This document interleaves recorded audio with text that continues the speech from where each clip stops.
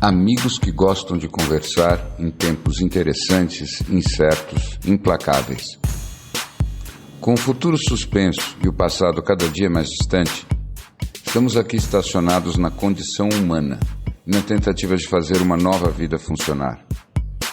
Cada dia é um passeio na neblina. E os elefantes estão soltos. Não usamos nomes, porque somos nós e somos ninguém. O que importa é a conversa e a vontade de gerar alguma luz. O que você estava falando eu mesmo, dizendo que eu tenho visto não sei se eu tenho visto, mas eu tenho a impressão de estar vivendo em volta de mim muito um fenômeno que eu estou chamando agora diante de vocês de a inflação do amor. Do mesmo jeito que moedas perdem o valor, e aí você, com os mesmos $10, você compra metade do que você comprava 3 anos atrás, eu acho que o amor está sendo inflacionado, ele está sendo muito usado. É como se as pessoas estivessem imprimindo amor numa máquina, sem ter lastro, entendeu? Bom ponto. Então, e o amor sem lastro, ou seja, sem o trabalho, sem o compromisso e até a dor do amor. Porque, sinceramente, eu acho que o amor dói. Tá, na verdade. E aí, esse amor que é tão rápido, tão fácil, que você chega e você tá ali, você encontra com o outro num Instagram 3D, e aí rapidamente todo mundo se ama e tudo mais. Esse amor é um amor que para mim é como se fosse dinheiro fresco, que acaba de sair da máquina e que na verdade está criando inflação. E está cada vez mais difícil você encontrar aquele amor, ou você nem sabe mais quanto amor é necessário para você poder fazer o trabalho do amor. Então, que eu acho que está todo mundo tão amoroso e tão sozinho ao mesmo tempo, porque não consegue criar aqueles vínculos onde você faz o trabalho do amor, que faz o amor realmente crescer no tempo, entendeu? Estou viajando muito, estou ficando velho, sei lá. Eu tô tentando só entender, assim, é como se o amor, além de inflacionado, ele também tivesse virado um produto, no sentido de, você vai lá, então só tentando aqui pôr em palavras, ver se eu entendi certo o que você tá falando. Por exemplo, eu vou num retiro Uhum. em que fala-se de amor e que pode ser eventualmente chegar nesse exagero de falar eu te amo, eu estou aqui. É como se fosse algo totalmente acessível tão facilmente com encontro, esse tipo de coisa que você está falando. Vamos comparar isso com o que eu acho que é o amor com lastro, Uhum. tá? O amor com lastro é uma coisa assim. Por exemplo, você conhece uma pessoa, você nem acha muita coisa dela e com o tempo você vai convivendo, aí chega uma hora que você descobre, nossa, eu amo essa pessoa, né? Mas foi uma coisa que veio de uma construção, não foi algo rápido. Esse é um Uhum. caso. Uhum. Depois tem um outro caso que é assim, você chega, você faz uma projeção maciça, você se apaixona qualquer coisa, e esse apaixonamento vai ter que virar outra coisa, né? Tem ilusões aí que vão trazer decepções, mas vai ter um trabalho também. Uhum. E o trabalho no tempo é que vai fazer com que o amor seja o resultado. Então, é como se fosse assim, não é muito real você encontrar uma pessoa, passar 3 dias com ela e depois É. acreditar que a ama, Ou que entende? é amado por ela. É assim, na verdade, para mim, isso tem um pouco a ver com um aceno daquilo que a gente imagina que é aquele estado búdico, tá? Então, quando você está realmente evoluído, aí você chega num ponto em que você realmente ama as pessoas. Mas tem uma pegadinha ali, porque essa pessoa que a gente está imaginando, ela é só amor. Então, ela não tem as outras coisas. Então, o amor dela não é pessoal. Então, você pode O se búdico, sentir... o amor, o búdico. verdadeiro amor Se búdico, tá? você encontra o Buda, você vai se sentir absolutamente amado por ele, e é de verdade. Mas também não é pessoal. Não é uma eleição. Porque ele é só amor. Então, a única coisa que vai vir dele é amor. Agora, hoje em dia não é isso que a gente tem, ninguém que a gente convive está nesse estado, mas as pessoas estão acreditando que se amam de um jeito muito fácil. Mas E eu tenho a impressão que isso não tem consistência e está diretamente relacionado com o fato de que as pessoas acabam, em última instância, meio sós.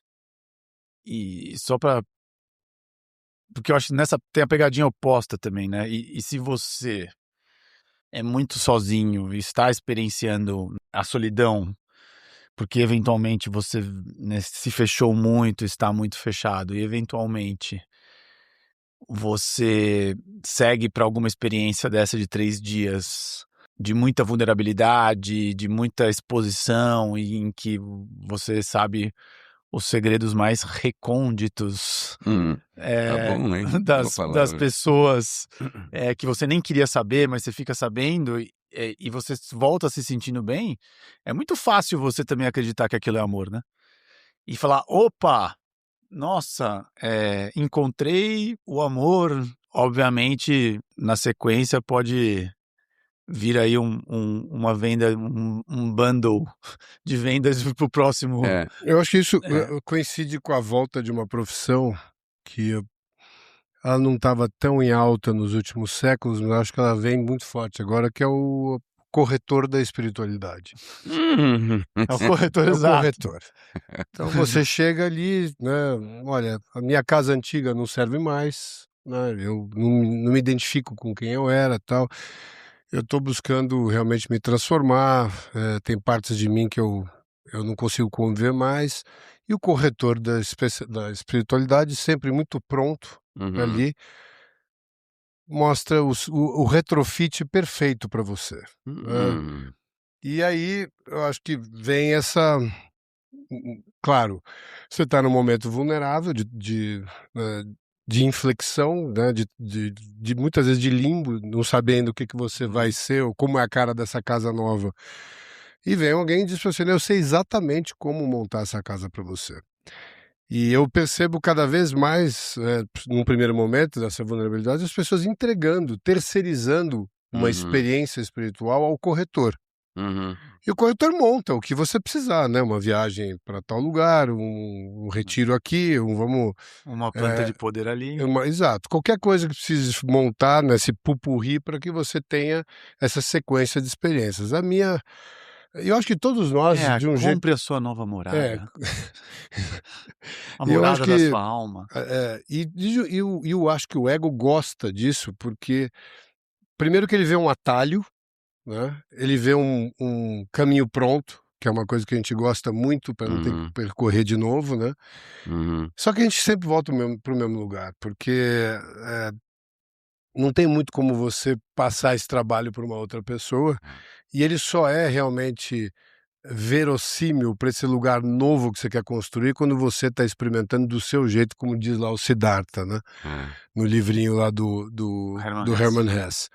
Então, mas eu acho que a gente tem que estar muito atento, não só para o corretor que está ali esperando. Eu me lembro muito que eu assisti outro dia um documentário sobre uma rua ali no Peru, onde tem um comércio da ayahuasca, né? Dos caras que mostram. Tá? E me veio um pouco na cabeça essa história de quando você está mudando de vida, assim como tem essas pessoas de plantão sempre te esperando para facilitar esse processo. E claro que tem muita gente super bem intencionada, que muitas vezes tem a sua vida dedicada a isso e seríssimos processos e super profundos. Claro. Mas eu acho que esse modelo que eu sei exatamente o que você precisa, cara, esse aí eu acho uma armadilha perigosa. É o personal stylist. Exatamente, é o personal stylist. Mas uma pergunta que é engraçado que a gente sempre volta a esse tema com diferentes roupagens. Justamente, é o personal stylist. Eu tô achando que hoje o Snow ele fez uma listinha de palavras que ele queria usar aqui. Exato. Ele, ele fez um upgrade no vocabulário. São 15 palavras que eu preciso gastar. Eu aqui, acho que ele atualizou o GPT dele. Exato. Mas a pergunta que eu fico fazendo, que eu gostaria de fazer para vocês é: vocês acham que é possível dar o primeiro passo sem passar na imobiliária da espiritualidade? Enquanto vocês falam, até pensei isso, numa mega catástrofe, em algo mas depois, eu acho que um corretor... Eu vou dizer pra você que eu passei pela imobiliária. Eu passei Eu pela passei imobiliária pela e eu acho que imobiliária também. eu acho Eu que não faz acho isso parte. ruim, Eu acho que exato, faz esse é meu parte. ponto. Porque talvez eu não tivesse conseguido começar, eu tinha começado de algum lugar. Infelizmente o espelho está sempre disponível, então realmente o que não tem de real você acaba não tendo como se enganar, né? Mas eu passei pela imobiliária e acho que foi importante. É, eu só acho que quando você realmente toma uma decisão de ser o Uhum. grande desbravador da Gostei, sua própria gostei. vida, e você realmente coloca na sua cabeça que este é um caminho que você quer experimentar de verdade, todas as mudanças que você vai impetrar, elas têm que estar muito ancoradas, né? E eu acho que o trabalho de ancorar ele é muito mais relevante do que o percurso que você vai fazer, porque acho que ancorado, cada centímetro que você anda, ele se torna uma construção, uma pavimentação do caminho. Não tem muito como você dar o tal do bypass, do atalho nessa história. E claro que o teu externo, principalmente o teu núcleo, ele vai lutar contra isso, né? Principalmente percebendo que você não está ancorado. Uhum. Por isso que, por menor que seja essa ancoragem, ela tem um peso enorme e não tem ninguém que possa fazer isso por você. E a partir desse lugar, realmente, devagarinho você pode implementar as mudanças, eliminando as coisas que não fazem mais sentido, que é um trabalho tortuoso, Para dizer o mínimo. no mínimo No tortuoso. mínimo tortuoso. E para mim fica mais tortuoso por quê? Porque a gente avança além do que a gente podia e depois tem que voltar. E você lida também com o Pix do amor, né? Como você diria. Pix do amor.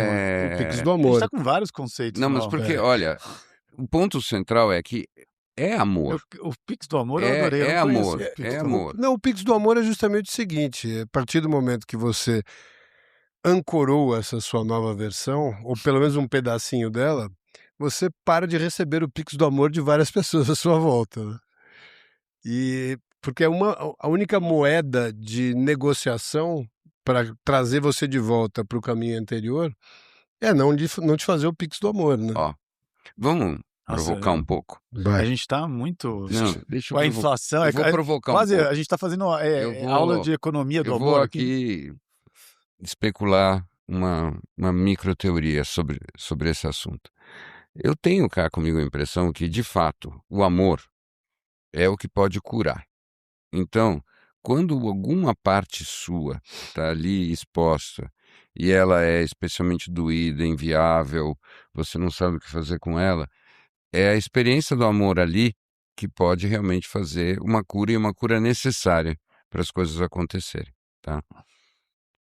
Mas eu acho que o amor sozinho, ele não muda as pessoas. Sabe o que eu acho que realmente muda as pessoas? Raiva. Eu estou provocando mesmo. Qual raiva?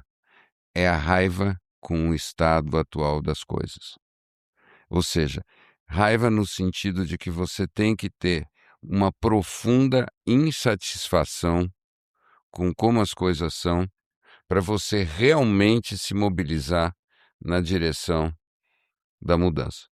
Então, claro, eu não estou falando do desequilíbrio, da fúria e tudo mais, mas eu estou querendo dizer o seguinte, que o paradoxo dessas histórias todas que a gente está dizendo é que, de fato, quando você fica mais evoluído, o teu presente tem melhor qualidade. Você se sente melhor na própria pele, você se sente melhor no teu caminho. Mas o paradoxo é que quanto mais você se sente assim, mais subrepticiamente se dissolve o impulso que te leva realmente para frente. Então, é como se fosse o seguinte: você precisa sempre voltar para a parte de você que está mais insatisfeita, que está mais incomodada, que está sempre lá em algum lugar, porque é ela que pode te fazer evoluir. Do contrário, você se anestesia naquilo que te parece um suposto bem-estar. Então, eu tava pensando aqui, porque. Sei lá, hein? Não, então, Eu quero fazer uma pergunta depois. vamos verificar as hipóteses. Então, eu sou uma pessoa que. Uma pessoa hipotética que tem características XYZ e eu entro numa relação em que eu me apaixono e que eu estou loucamente apaixonado, envolvido e que eu nunca vivi uma relação tão boa e tão Uhum. amorosa na minha vida.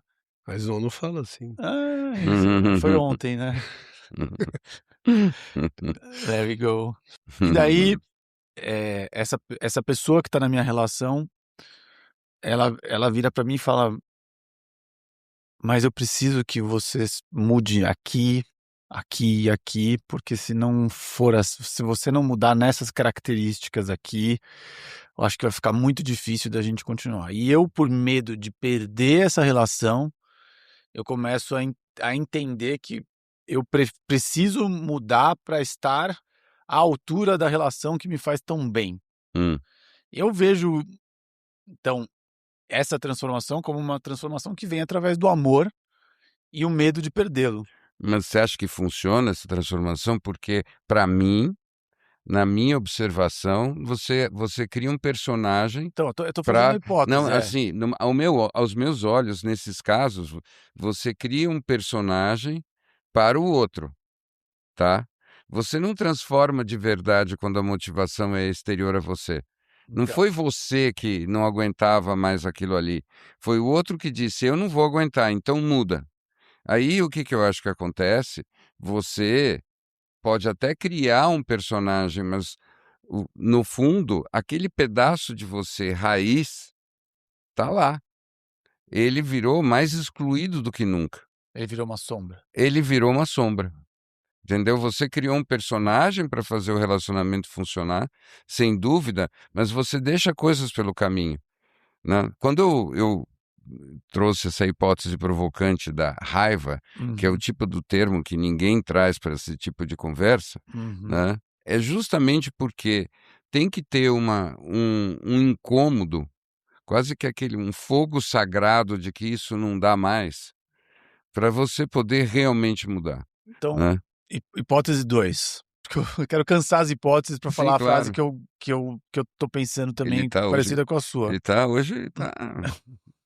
Manda, manda. Não, então, segunda hipótese, eu vejo aquela pessoa que eu tô completamente apaixonado mas eu realmente acho que na minha cabeça eu não estou à altura, de todas as minhas projeções do que aquela pessoa representa e eu corro atrás para mudar alguma coisa dentro de mim, para me colocar mais mesmo patamar, não sei, qualquer coisa que a gente possa pensar, para que aquela pessoa me enxergue. E essa é uma transformação que também vai do mesmo lugar de esse que você está falando ou não? Daí é uma evolução natural em que eu quero evoluir e o externo só está me dando uma...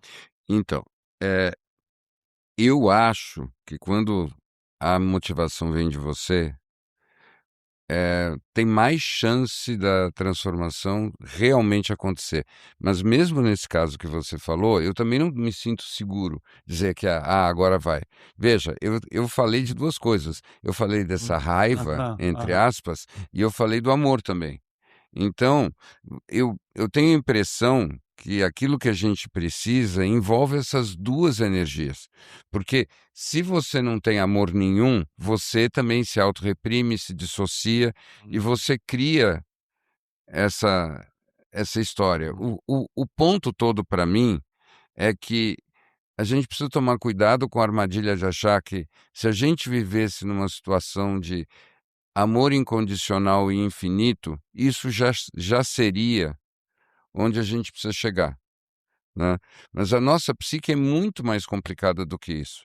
E tem um monte de coisas dentro de nós que nunca vão deixar de existir ou ser completamente apaziguadas só porque a gente experimentou esse amor infinito.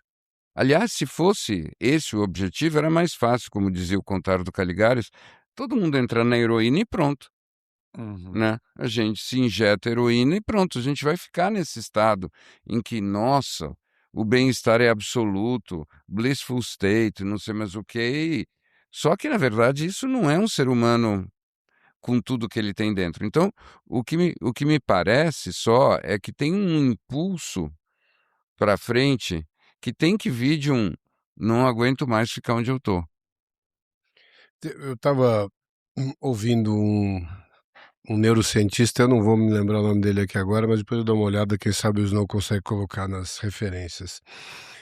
E ele estava falando justamente sobre como é dentro do cérebro aquela história de quebras de padrão, ou de você se desvencilhar dessas versões antigas que podem acontecer,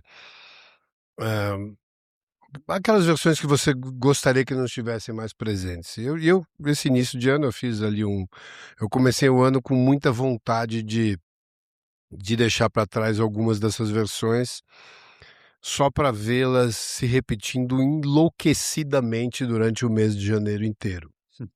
Como se fosse realmente aquela. Sabe quando você tá. Não, você não sabe, mas eu imagino que seja quando você está na porta de uma clínica de reabilitação e fala assim: não, preciso de mais um pouquinho desta droga antes de entrar aqui. E eu acho que o corpo reagia desse jeito, né? E aí eu vi esse cara falando que uma das formas mais potentes para você conseguir fazer essa transformação, e aí vai muito em direção ao que eu acredito, mas é contra tudo que eu ouvi até agora, porque todo mundo diz que você tem que acolher todos os seus lados e tal, e ter compaixão consigo mesmo, coisas que eu desconheço, mas ele diz o seguinte, que você tem que chegar a um ponto de ter quase asco da sua versão antiga, raiva da sua versão antiga, como você falou. E aquilo me pegou de um jeito esquisito, né? Ficou meio. E eu pensei, pô, como é que você transita nesse lugar intermediário, não de alguém, Snow, dizer para você, olha, não, ou você realmente muda, eu não fico do seu lado, mas a ponto de você não precisar ouvir, você lidar com as mudanças que você realmente não aguenta mais, né? Não quer mais. Eu gosto muito daquela cena do filme Matrix, né? Que o cara fala, você já teve nessa estrada, você sabe onde ela acaba, e a gente continua voltando para a mesma estrada. Mas eu acho que em direção a isso que você falou, né? E eu acho que essa linha tênue entre você se aceitar exatamente como você é, mas ao mesmo tempo querer deixar para trás as coisas que não te servem mais e colocar esse lado de asco e raiva nessa versão antiga. É meio polêmico isso, não é? É bem polêmico, bem diferente do que você normalmente escuta, e eu não tenho pretensão de achar que a coisa seja simples. Mas você tocou num outro ponto muito interessante, tá? Eu não acho que a possibilidade. Mais polêmico ainda? Eu acho que talvez seja, mas agora eu vou ter que falar, né? Vamos lá. Eu falei que Vamos ver se vai ficar na gravação. vai ficar. Eu acho que sim. Eu acho que o amor cura, mas eu não acho que o auto-amor cure. A parte de você que precisa receber amor, né? Que precisa receber esse amor tem que vir de fora de você, tá?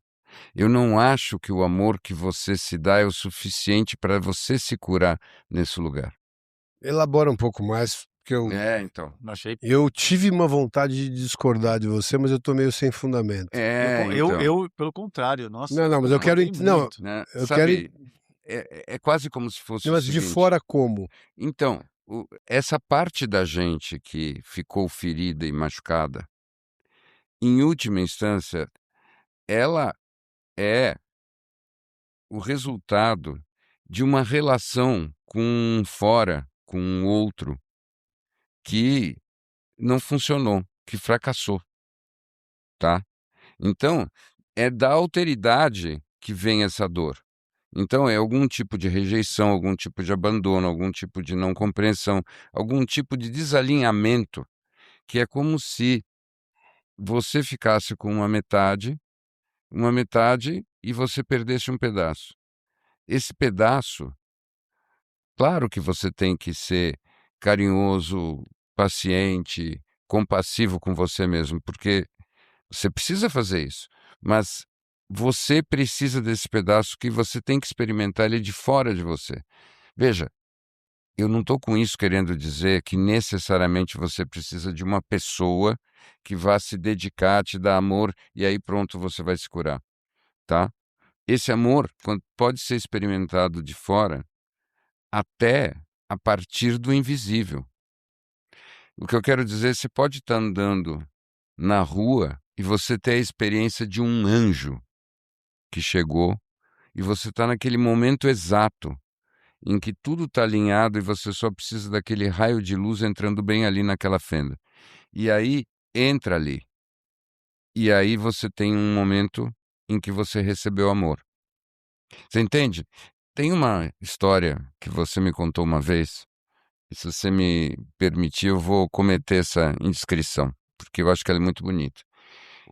Que é uma vez que você sentiu que você precisava abrir o coração, você estava deitado e a lâmpada caiu, lembra? E a lâmpada caiu. Sim, foi inclusive no evento do Joey. Eu Então, estava no meu quarto. aí a lâmpada caiu com a luz em cima do teu coração bem naquela hora. Então, aquilo é um amor vindo de fora. Entendeu? Então, a experiência tem que ser, para você receber esse amor que cura e transforma, você tem que receber ele como se ele viesse para você. Então, não é alguma coisa que você pode sentir que você produz. Se você não tiver preparado, se você não tiver feito todo o trabalho, e é um trabalhão, você não está pronto para receber. Você não está pronto para assimilar aquilo. Mas depois que você fez todo o trabalho para poder assimilar aquilo e estar no momento certo, aquilo tem que vir como uma experiência que vem de fora. É isso que eu acredito. Deixa eu fazer uma pergunta então para você, baseado numa entrevista que eu assisti essa semana de Larry B com o Patrick Santos no podcast que eu gosto muito, inclusive no 45 do primeiro tempo. E lá você dizia, inclusive no finalzinho, que um dos seus livros preferidos era o livro do Viktor Frankl, né? E eu fico pensando justamente isso. Será que existe uma transformação simples e acessível só na mudança da lente que você olha para a sua vida e para todos os seus desafios, inclusive para o seu passado?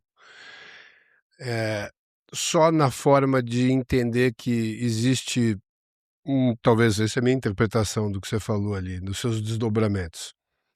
Que existe um propósito realmente em absolutamente tudo que está à tua volta, desde que você consiga migrar de um lugar imediato de vítima para talvez um co-criador daquele roteiro, ou pelo menos usando aquele roteiro para a sua evolução, ou para a sua... E eu te pergunto justamente isso, porque isso não passa por nenhum movimento de um sentimento, né? Não é uma raiva, não é uma ojeriza, uma versão anterior, é basicamente, e também parte de uma aceitação da realidade que você está vivendo. Desenvolva. Olha, dá vontade de dizer estilo oficial. Obrigado por essa pergunta. Essa é uma pergunta que é raro a gente poder chegar nesse lugar da conversa. Porque é o seguinte, eu acredito que isso que o Viktor Frankl falou, em outras palavras, que dependendo de como você está conseguindo contextualizar a tua experiência, você não traumatiza. O resumo da ópera é esse, tá? Então é assim, se você consegue pegar uma experiência que está vivendo e sair completamente da lógica da vítima e do algoz, você não precisa se traumatizar. Por outro lado, se você entra na lógica da vítima e do algoz, você pode se traumatizar indo na agência dos Correios. Mas você acha que é possível você usar esse formato para revisitar a sua vida inteira? Não, é isso que Por isso que eu ia agradecer a pergunta, porque o que acontece? Porque nós somos cebolas. Então pensa o seguinte, o que o Viktor Frankl apontou muito bem é como é que você faz para não entrar num trauma. Até por causa disso, o Viktor Frankl é o máximo como pensador, na minha opinião, mas ele não desenvolveu uma teoria de terapia que percorreu o mundo e dominou tudo. Porque o pensamento dele, na minha avaliação, ele não ajuda tanto assim para você resolver traumas passados. Então, o que acontece? Pensa na cebola.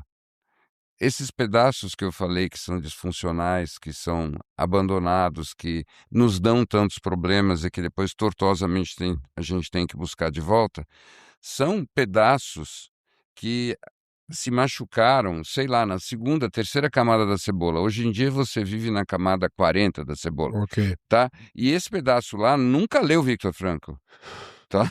Então, o fato é que ele tá ali, né? E ali ele está, e na verdade, você consegue chegar até ele, muitas vezes, e aí você vive essa dualidade de ser, ao mesmo tempo, uma consciência com muito mais experiência, com muito mais contexto e até racionalidade, e que, no entanto, olha para esse pedacinho de você que não quer saber. Ele continua ali, funcionando como um robozinho disfuncional da dor, né? E é aquilo que você estava falando, te deu asco no começo do ano e você ficou vendo vários dos seus robozinhos, e, cara, eu acho que você vai conseguir muita coisa com eles, mas, de fato, um mês é pouco. É. Uhum. Sabe? Um mês é pouco para você pegar esses robozinhos e levar eles para outro lugar, porque você tem que, na verdade, pastorear esses robozinhos, não pode deixar eles se esconderem, e você tem que levar eles para as tuas novas experiências, tuas experiências fortes, para que um ou outro possa se transformar na medida em que ele assimila aquilo que faltava para ele. Sabe, essas nossas consciências parciais, elas são exatamente isso. É como se você imaginasse que dentro de você tem um pequeno cachorro, uma pequena raposa, uma formiga, e cada uma delas tem um nível de consciência muito diferente. Não adianta falar português, não adianta jogar Viktor Frankl, não adianta jogar a espiritualidade indiana em cima dessas figuras e achar que por causa disso elas vão se curar. E aí o resultado que acontece é que a gente investe muito naquela parte de nós que responde ao investimento. E aí o que vai acontecendo é que você vai para aquele paradoxo de que você faz um super investimento em você mesmo e, de fato, tem um pedaço de você que fica reluzente, desenvolvido, sofisticado, mas a tua alma vira uma espécie de lagosta. Então tem uma parte de você que é enorme, forte, etc., e tem uma outra mirradinha, que nunca te acompanhou nesses investimentos todos. Fica lá só olhando. Eu estava te ouvindo aqui, Bi, e eu acho que tem um software do sistema operacional que a gente usa, é que, por mais que eu, por exemplo, tenha lido Viktor Frankl e concordo com tudo que ele está falando, eu tenho 300 situações que o modelo de vítima e algoz está lá, e muitas vezes eu tô de um lado ou eu tô do outro, né? Ou sofrendo a culpa de ter sido o algoz, ou me achando a vítima de uma situação com o dedinho levantado, querendo, né, com todo de tentar falar que aquilo não é certo, enfim.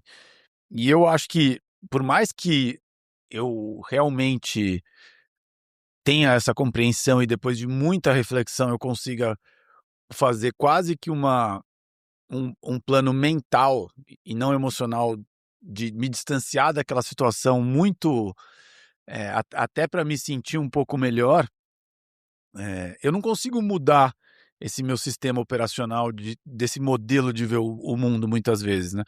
Porque, inclusive, talvez falte um outro modelo tão poderoso se você tirar esse, né? Se você tira esse software do seu funcionamento de que o mundo não é feito de algozes e vítimas, qual é o software que você põe no lugar? Quando todo mundo está funcionando dessa forma. E aí que eu acho que o jogo fica mais complexo. Eu até, não sei se eu cheguei a passar para vocês, mas saiu um livro novo do David Icke. Que é eu preciso falar alto aqui.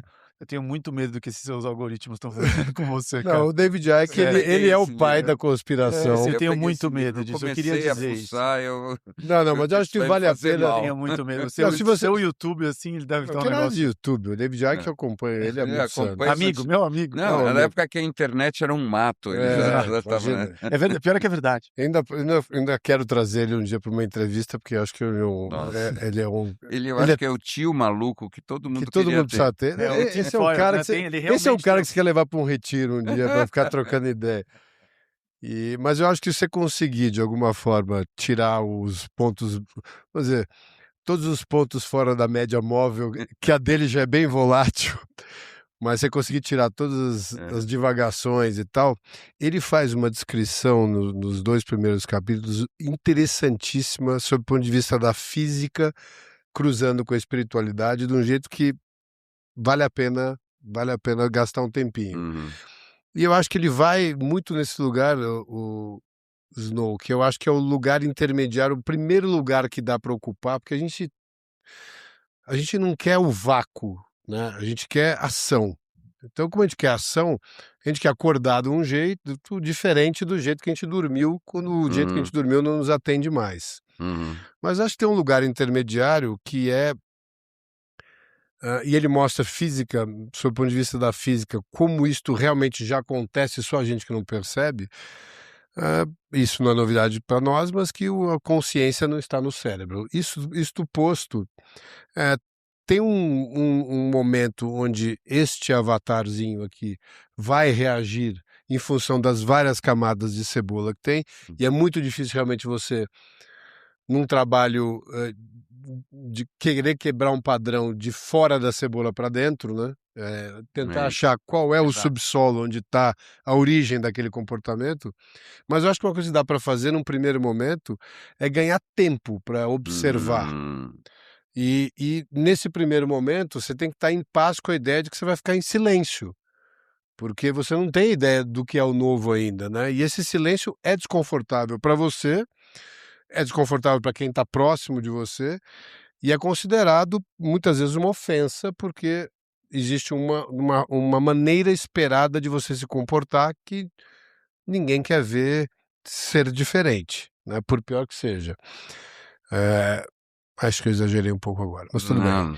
Mas ainda assim, eu acho que até você desenvolver a sua bússola estomacal, né, onde você já consegue perceber o que é e o que não é mais, e aquilo começa a te pegar no corpo mesmo, até tem um momento de você realmente forçadamente virar observador de você mesmo.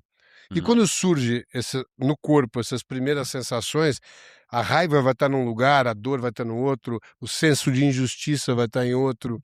Então, essa dinâmica do algoz e da vítima, você olhar e falar assim, nossa, agora eu estou me sentindo o algoz, não, agora eu estou me sentindo a vítima. E saber que tudo isso passa por esse bonequinho que foi formado através de várias camadas de cebola. E que você não vai conseguir realmente descascar a cebola inteira num período de um mês, como eu tentei fazer com a minha. Exato, exato. E aí é que eu acho que isso junta tudo com aquilo que a gente começou a falar do amor inflacionado, cara. Porque no fim do dia, o que eu, na verdade, acabo acreditando é que amor mesmo é quando você consegue ver no outro esses pedaços e você consegue ver o ouro que está por trás desses pedaços. Entende? Exemplo. Então, na verdade, é o contraponto exato daquilo que o Snow estava dizendo. O Snow estava falando dessa relação hipotética em que, assim, eu te amo, mas eu não tolero esse pedaço teu. Então, muda aí, porque esse pedaço teu eu não tolero. Eu tenho a impressão que o amor mesmo é o trabalho de você ver o ouro nesses pedaços. Tá? Mas isso tem que ser natural, né?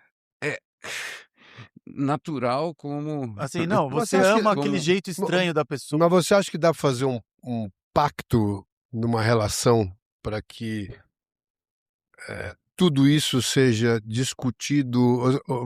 Deixa eu refrasear aqui. Vamos lá. A gente está aqui num pacto de nós três aqui. Obviamente que vão surgir padrões, mas a gente tem um pacto de talvez não reagir na hora, mas revisitar juntos através de uma união espiritual. Que tudo isso aqui serviu para a gente descobrir aspectos da nossa cebola. Sim. E eu imagino que entre casais também isso seja possível, mas é um trabalho 24 horas por 7 dias, né? E o que é mais complexo, porque nós estamos aqui nos encontrando de vez em quando, mas no dia a dia. Sim. Porque aí essa dinâmica que o Snow falou, de não, isso aqui não me atende mais e tal, mas se foram coisas que existe de comum acordo, não servem mais, não para a relação, mas para aquele indivíduo, e o outro vai ter outras coisas, como é que a gente faz para um lembrar o outro que tem primordialmente um pacto de evolução espiritual ou de um pacto de, não sei nem o nome disso, mas que é maior do que a própria relação, e a relação é um veículo para isso? Você acha utópico isso? Não, não acho utópico. Eu acho que você está trazendo uma pergunta que é, na prática, um desafio, que, bem formulado, é uma excelente porta de entrada para tudo que a gente está querendo dizer. Por que eu estou afirmando isso? Porque o maior problema prático que a gente tem é transformar tudo aquilo que nós intuímos e trocamos e compartilhamos em alguns exercícios que sejam realmente produtivos. Essa é a maior dificuldade que a gente tem. Então, é assim, a vida já é tão complicada, a gente está totalmente caótico, disperso. Ter alguns exercícios e que a gente consegue focar neles e eles realmente trazem o seu retorno, já é uma grande coisa. Qual é o exercício que eu acho que está implícito nisso que você disse? O exercício é assim: você não ter a expectativa de que seja diferente. Eu tenho a impressão de que esse é o ponto central. Eu me explico. Então, assim, Aceitar. você entra numa relação e você diz: essa pessoa é importante para mim e, portanto, se eu for sincero, eu sei que inúmeras vezes eu vou ter vontade de matá-la. Aliás, é engraçado, veio para mim nessas coisas de internet, veio uma cena bonitinha, um desses casais de duas pessoas de idade, né, bem idosos mesmo, casado há mais de 60 anos, e aí o entrevistador está entrevistando a mulher, e o marido, inclusive, é um velhinho que cochila no ombro dela, nem acorda. E aí o entrevistador pergunta: e você, nesses anos todos, alguma vez pensou em separar dele? E ela responde: nunca. Matá-lo sim, todos os dias. Separar não. E, e eu acho que essa que é a história. Então, você vê aquilo, você não tem que achar que aquilo é lindo, achar que aquilo é ótimo. Você pode sofrer com aquilo, você pode se incomodar com aquilo, mas você não ter a expectativa de que eu não preciso lidar com isso é um problema seu, isso é da sua conta, e não sei mais o quê. Uhum. Você dizer, isso é a condição humana, então a gente está junto para lidar com isso, um ajuda o outro a lidar com isso. Isso é o trabalho pentelho do amor. Sim, perfeito. Mas o ponto é, como é isso numa idade, né, onde a gente vive, né, nesse momento de sociedade que a gente vive, em que tudo é tóxico, tudo é abuso, tudo, obviamente temos, não estou falando que não é aqui, mas o que eu estou querendo dizer é como eu, leigo no assunto do amor, vou entender o que eu devo aceitar como normal e Uhum, que é chato e o que eu não devo uhum. aceitar porque é tóxico e é Então, abuso. Eu acho que é aí que vem a bússola estomacal. Sim. é, Mas o que eu acho também que vem a experiência de vida. é. E por que eu fiz essas E é duas. assim que todo mundo tem $1 milhão de amor na conta Exato. E bancária tá e não tem sozinho. o suficiente para comprar um É, pão. exato. Bela frase. Mas por que eu. A cara dele foi melhor que a minha Pra frase. um pão adormecido. Mas eu, eu, É República de Weimar do coração. eu Para quem tava. sabe o que é isso. Eu fiz essa pergunta. Eu fiz essas duas perguntas pra você, Bi, sobre o amor, porque eu não queria, e eu tentei buscar aqui dentro de mim, mas, cara, eu não queria concordar com você, mas eu concordo. Eu acho que o amor talvez ele cure, mas eu acho que ele não transforma. E eu infelizmente,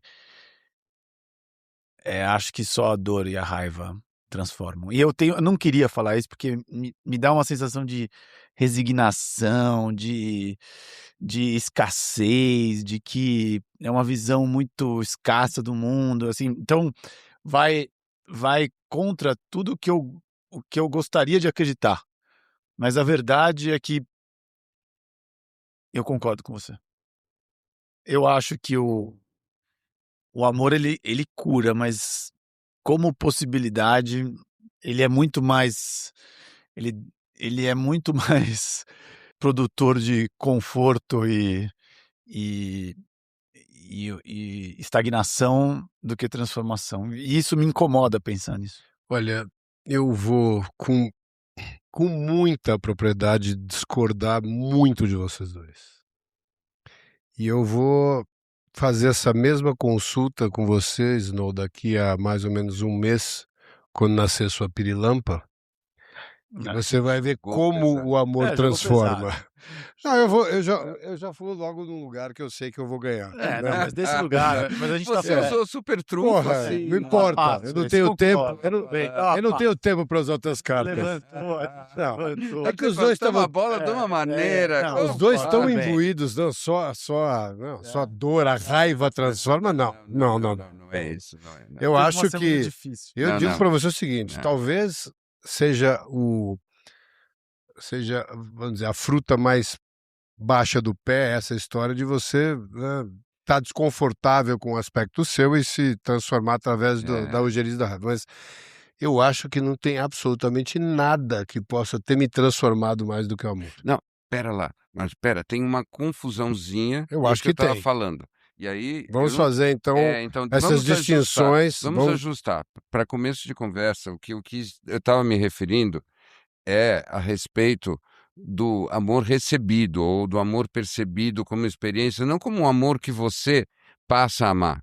Toda vez que você começa a amar loucamente algo ou alguém, isso te modifica completamente. Tá bom. Então, Tá. ok. O que você está falando é receber amor de outra. É isso. Tem que receber amor.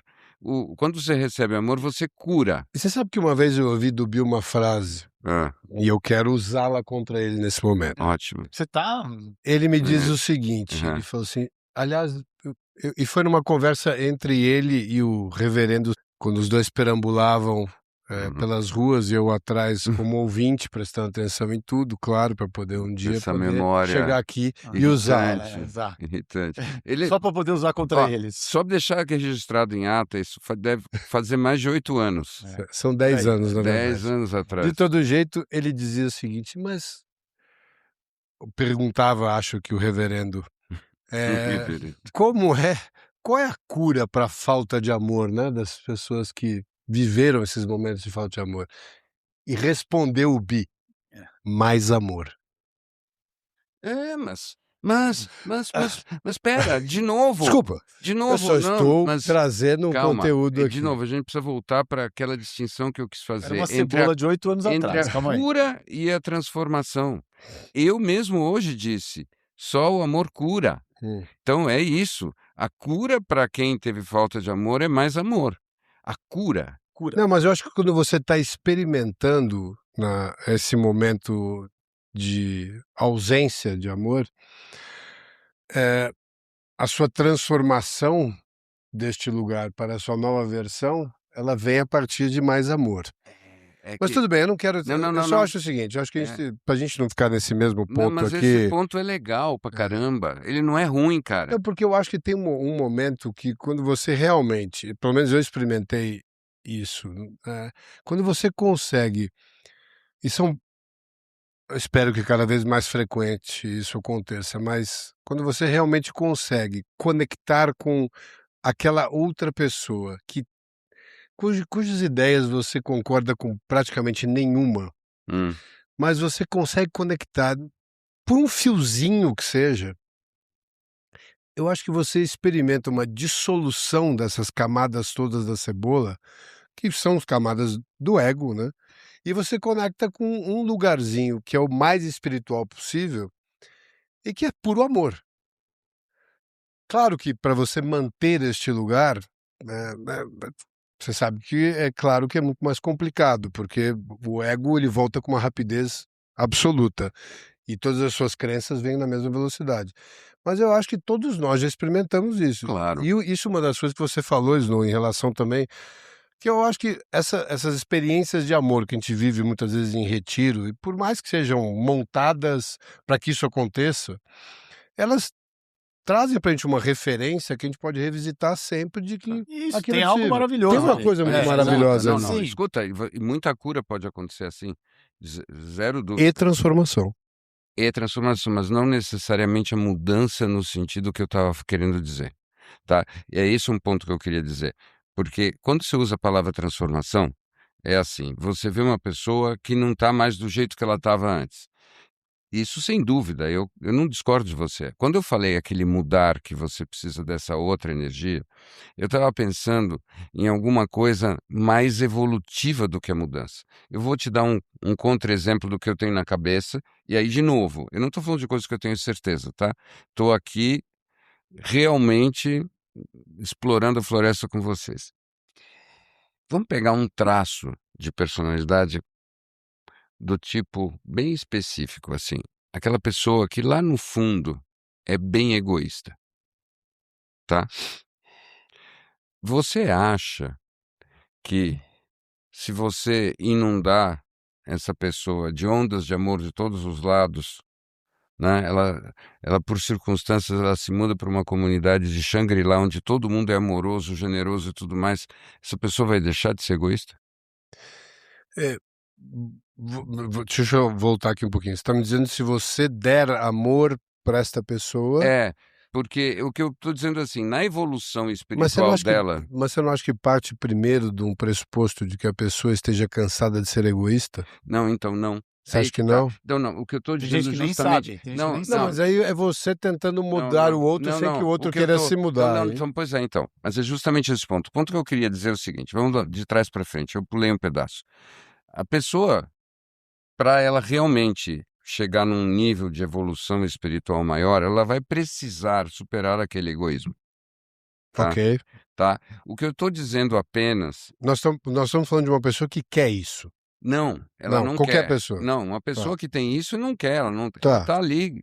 O que eu estou querendo dizer é que não necessariamente os elementos que precisam ser transformados para que a pessoa possa realmente evoluir são resultado de partes feridas que precisam ser curadas.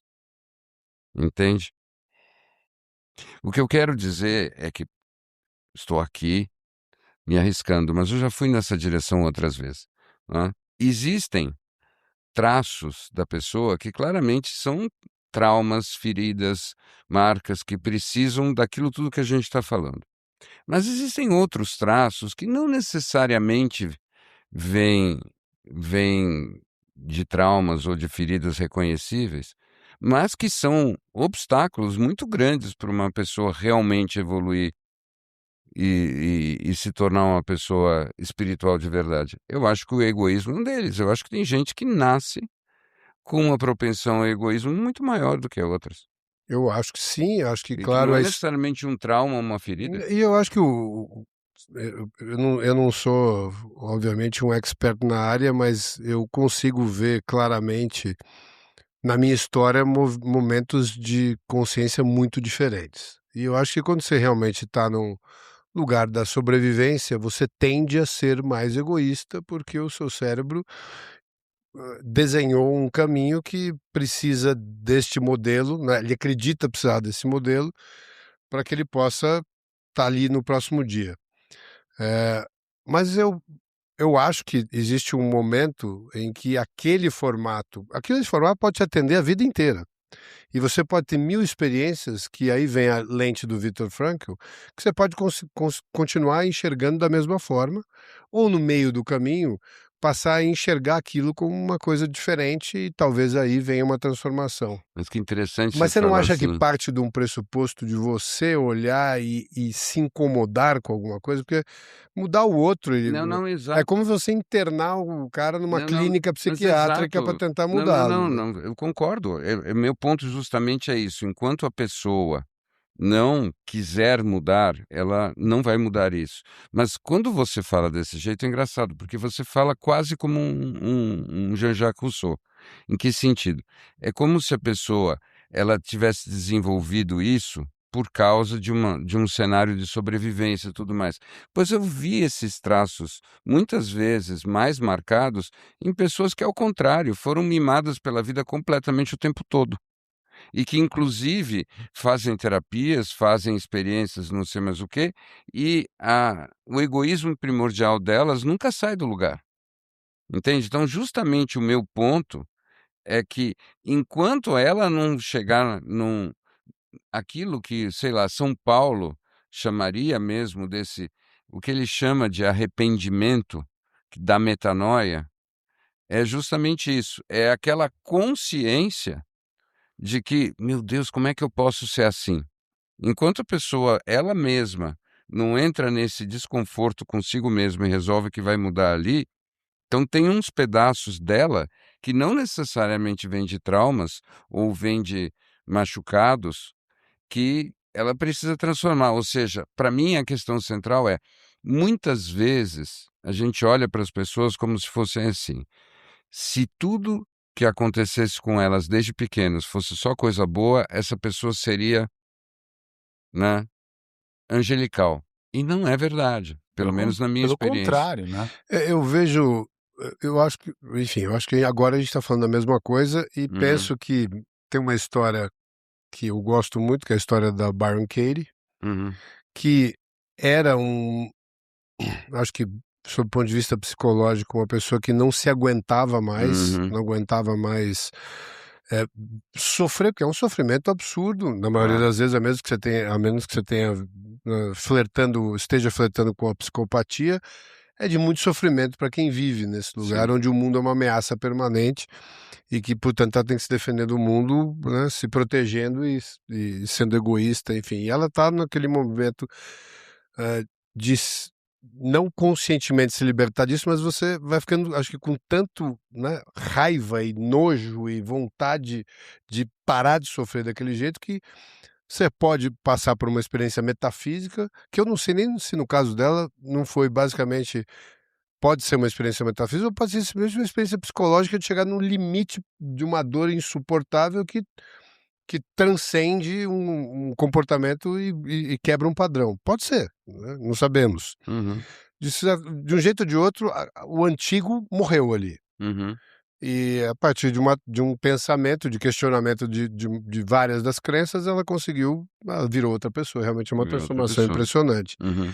Mas chega ou um limite imposto por você ou por as pessoas próximas de você, que você ama e, portanto, quer conviver, ou realmente você vai viver assim a vida inteira, né? Porque dificilmente Exato, você vai ter um insight de falar, não, preciso ser diferente, ou aquilo, tô cansado de mim. E eu acho que é isso. Eu estava ouvindo aqui vocês dois falarem, é isso. Para essa transformação deste lugar acontecer, é necessária uma ruptura, né? Uhum. Seja da onde for, uma ruptura de que aquilo já não funciona mais, de relações que se rompem, de alguma coisa que acontece e que te obriga a olhar a realidade de um outro lugar, e isso inevitavelmente vai causar essa dor e eventualmente vai causar raiva. Por isso que eu digo que eu acho que para mim é muito difícil ver um movimento de transformação que não passe por isso. Eu concordo com o que você falou, Gu, é muito interessante. Eu acho que nessa coisa do amor que vem com o filho, com a filha, né, de você ter mais responsabilidade, de você assumir mais responsabilidade, e isso te transformar de um outro lugar, eu acho que isso realmente você tem um baita ponto aí. Agora, essas que vêm do externo e que ele tem que necessariamente te quebrar ao meio, assim, né? E para que você veja, porque eu acho que a gente de fato não consegue enxergar. E depois, assim, também a gente não pode romantizar em excesso. Então, por exemplo, vem essa experiência absolutamente transformadora. Ainda assim, é de se supor que haja pedaços de você que você identifique daqui a um tempo que não combinem com a experiência que você quer ter ou com a pessoa que você quer ser a partir de agora. Uhum. E você vai ter que ser meio implacável com essas partes de você, né? Porque senão todo mundo teria, quando acontecem coisas desse tipo, quando viram pais, mas todo mundo, né, seria invadido por esse grande amor e pronto, né? E todo mundo seria redimido por isso.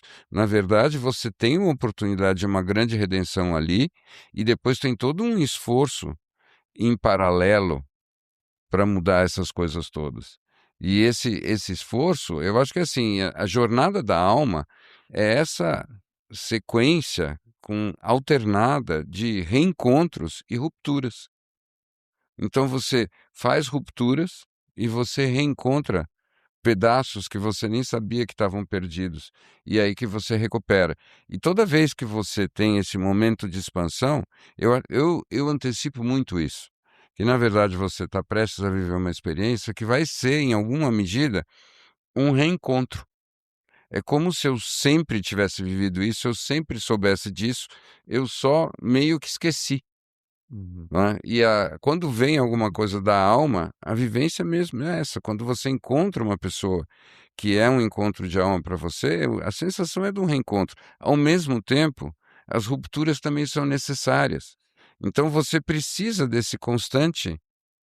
E eu acho que isso é muito o que nos confunde. Que existe essa questão que é você estar bem no aqui e agora. Em alguma medida, só o presente existe. Por outro lado, o que é a vida se não esse impulso misterioso na direção de uma evolução? Eu vi um negócio que me impressionou tanto outro dia, não sei se vocês viram isso. Vocês viram a história desse lagarto? Hum, Tem uma espécie de lagarto que está vivendo uma evolução diante dos nossos olhos. Era o seguinte: todo réptil bota ovos. Pois é, o aquecimento global está mudando as coisas. Tem uma espécie de lagartos que está começando a parir seus filhotes sem ovos. Ele começou a fazer isso agora. E os cientistas estão completamente malucos com isso. Porque essa espécie, que como todos os lagartos sempre botou ovos, está evoluindo para gerar seus filhos e fazer com que eles nasçam sem ovos. Já que o ambiente não é mais adequado, o ambiente ficou hostil para os ovos, essa espécie está, Nossa. no intervalo de poucos anos, decidiu que não vai mais botar ovo. Quer dizer, a dificuldade do meio, essa informação do externo dizendo não dá mais, pode provocar a evolução que a gente antes imaginava que precisava de uma curva de tempo de não sei quanto. Milhões de anos. Na verdade, não é bem assim. E não é realmente uma questão, como se supunha, de puro acaso. Porque antes toda a lógica é que era completamente randômico, as mutações... A Não, adaptação era a lei, né? Não, a adaptação pode acontecer por causa da necessidade de adaptação e pode acontecer num intervalo de tempo muito menor. E isso é um dos mistérios centrais da espiritualidade. A pergunta: o que é afinal a vida? Né? A vida é alguma coisa que... Não é? Caramba. Não é? Nunca imaginei que hoje a gente ia ter resposta. Não é? Mas a gente tem que fazer a pergunta, porque a vida, ela não tem um objetivo determinado, mas ela se move constantemente como se tivesse. Tá? Então, ela tem um movimento evolutivo. Ela vai, de acordo com o que está acontecendo, produzindo transformações e, de fato, Snow, é um prazer ainda ver o seu cérebro funcionando desse jeito, porque daqui a um ano é um outro cérebro que vai estar aqui conversando comigo. Eu não tenho nenhuma dúvida disso.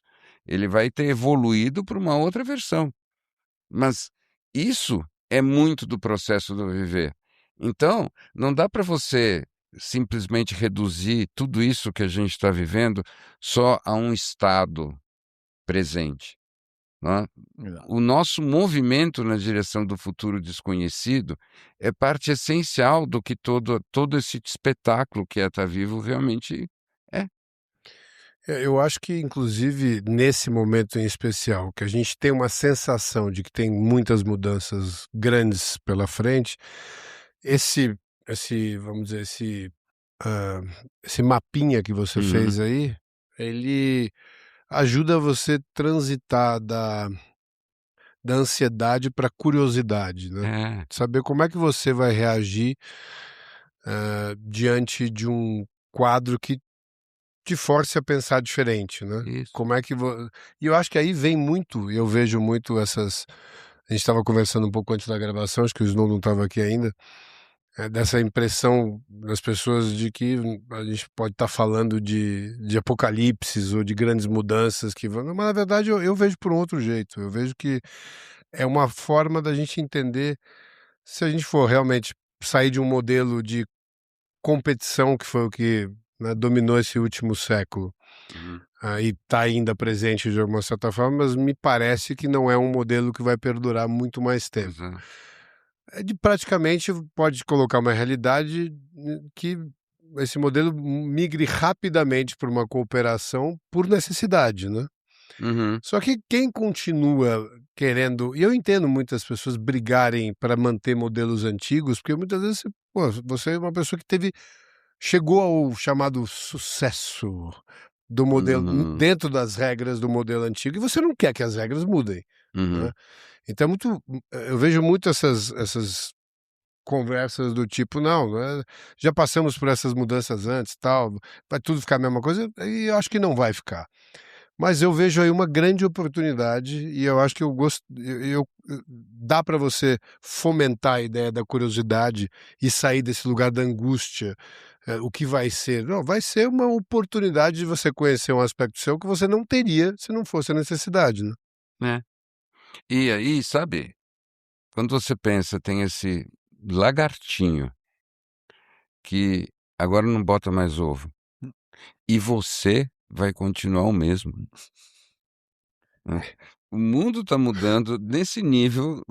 O lagarto não põe mais ovo e você, qual é a nova coisa que você vai trazer de dentro de você? Será que não tem um monte de outras coisas para você trazer? Eu tenho certeza que sim. E quando eu penso em tudo aquilo que eu ainda nunca manifestei, mas eu posso manifestar, tudo aquilo que eu posso aprender, tudo aquilo que pode aparecer como uma surpresa de dentro de mim, fora tudo aquilo que eu ainda preciso curar de dentro de mim, nossa, a agenda está lotada. Não é só uma questão de ficar se sentindo bem. É uma questão de botar toda essa energia alquímica para girar e pegar todo esse potencial que os alquimistas chamavam de massa confusa e transformar isso em ouro, novo ouro, que aí sim é um lastro para o amor. E aí a gente resolve o nosso problema de inflação. Eu queria fazer um kabam, mas Não precisa. até porque tá num tom feliz e alto. Eu não senti que era um cabelo, porque geralmente o cabelo vem naquela voz que é uma mistura de Andrea Bocelli com Bonnie Tyler. Tem um... Ele até enfim. Hoje o cabelo não é... Mas eu gostei, eu não quero ser o cara que traz isso pra terra. Que joga água que fria joga na fervura. que joga uma areia no cabelo dos outros. Mas assim, as pessoas, e eu me incluo nelas, eu acho que elas têm medo da mudança, né? Eu acho que a incerteza, ela é algo realmente aterrorizador para muitas pessoas. E diante da quantidade de mudanças que estão vindo, porque eu acho que este é o ponto principal da conversa.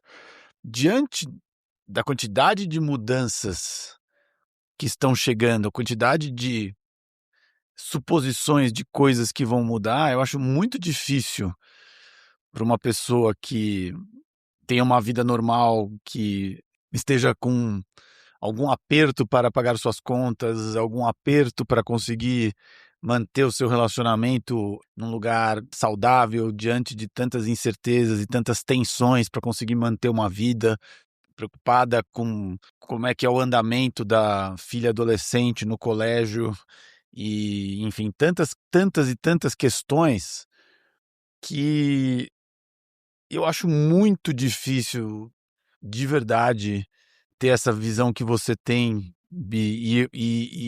e que eu compartilho, e que eu acho que de conseguir olhar isso e falar, uau, quantas oportunidades de eu me descobrir agora.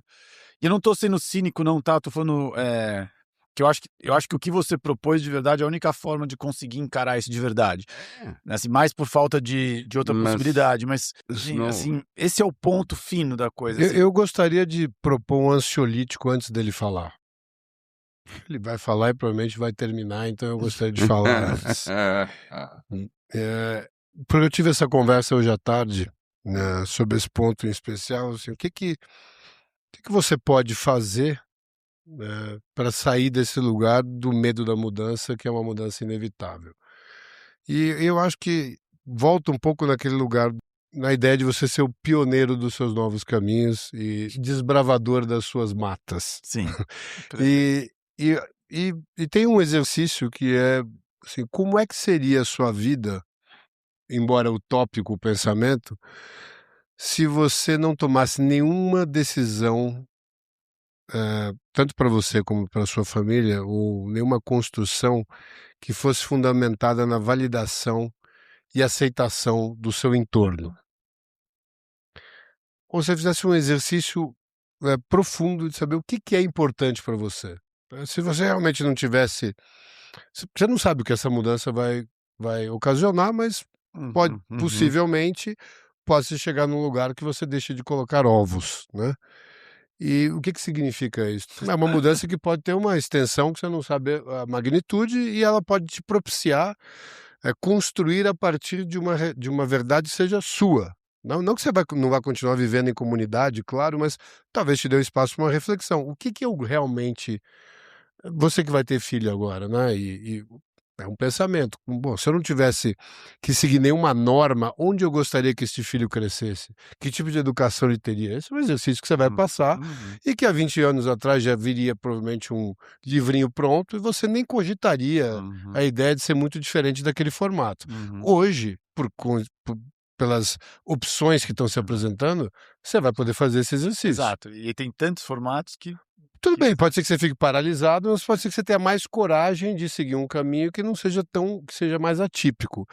E eu acho que você montar esse seu chamado playbook, né, o seu livrinho e o seu conceito, é um exercício que vai te trazer um pouco de paz, né, porque essa mudança realmente que pode propiciar um caminho onde você consiga, pela primeira vez, fazer o que é realmente importante para você e não pelos outros. Eu ia muito nessa direção, sabe? Ufa. Não, eu fiquei hoje a conversa inteira Você falando... percebeu a mudança do timbre? Não. Já entrou uma Bonnie Tyler agora. Não entrou Bonnie Tyler, não. Não vai ter Total Eclipse of the Heart, nada que vai. Eu fiquei tentativo e esboçando coisas aqui a conversa inteira. Eu vou te oferecer uma lei geral de como enfrentar o que você falou, tá? A lei geral para você enfrentar aquilo que te dá medo é encontrar dentro de você exatamente a mesma coisa e fazer as pazes, integrar aquilo dentro de você. Então, recado para qualquer pessoa que esteja com medo das mudanças que vêm do mundo, do tempo lá fora. Encontre o que está mudando e o que precisa mudar dentro de você. E faça as pazes com isso. Porque quando você... Toda a nossa conversa é sobre isso, na verdade. Quando você está completamente convicto de que você precisa mudar, você sabe que os ventos da mudança vão te favorecer. Quando você não quer mudar, você está absolutamente conservador, você está tentando só defender aquilo que você já conhece de você, aquilo que você já tem. Aí, de fato, toda e qualquer mudança parece que só tem como te produzir medo. Mas é por isso que toda a nossa conversa começa desse lugar. Porque a percepção de como a vida é significa entender que a vida muda no tempo. É impossível você ter uma atitude realmente espiritual sem você abraçar esse componente da vida, que é a eterna mudança dela. Então, se você não tem mais nenhuma ideia do que você precisa mudar dentro de você, não dá para você ser espiritual de verdade. Porque no fundo, você está no medo do tipo de mudança que pode acontecer. E aí você fica sempre vítima dos mercadores de futuros bonitos.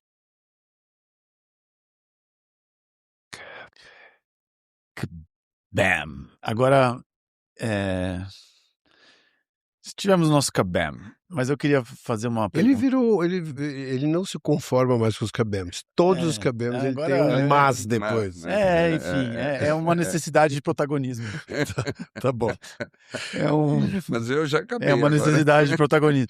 Mas deixa eu fazer uma pergunta para vocês. Vocês, em algum momento da vida de vocês, olharam e falaram: Nossa, não estou mais colocando ovos? Mudei e não percebi?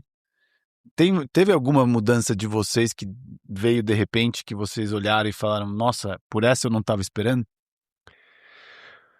Só anedoticamente para o fim de pós-Kabam. Sim, eu acho que sim, e acho que a gente poderia quase que começar um episódio novo com essa sua provocação. Nossa, isso deveria ser o tema de um episódio. Inclusive, eu acho que inspirado no próprio Patrick Santos, a gente pode plantar aqui a semente para um próximo episódio.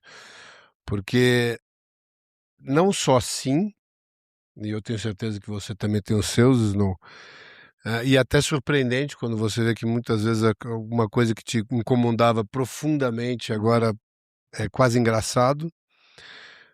E por outro lado tem aquelas coisas que ainda te incomodam e você acha que nunca você vai conseguir tirar aquilo do teu escopo ali e aí tem aquela história que eu ia até perguntar pro Bi, mas isso daria mais um episódio inteiro, que é aquela máxima de que se aquela coisa está ali é porque ela ainda tem uma coisa para te ensinar, né? Mas vamos deixar para o próximo. Isso só com a ajuda do David Icke. Eu fiquei pensando o que o David Icke diria sobre os répteis que estão parando de colocar ovos. Eu fiquei com medo de fazer essa inferência. Eles se tornam grey. Exato. Seriam os reptilianos chegando, alguma coisa assim?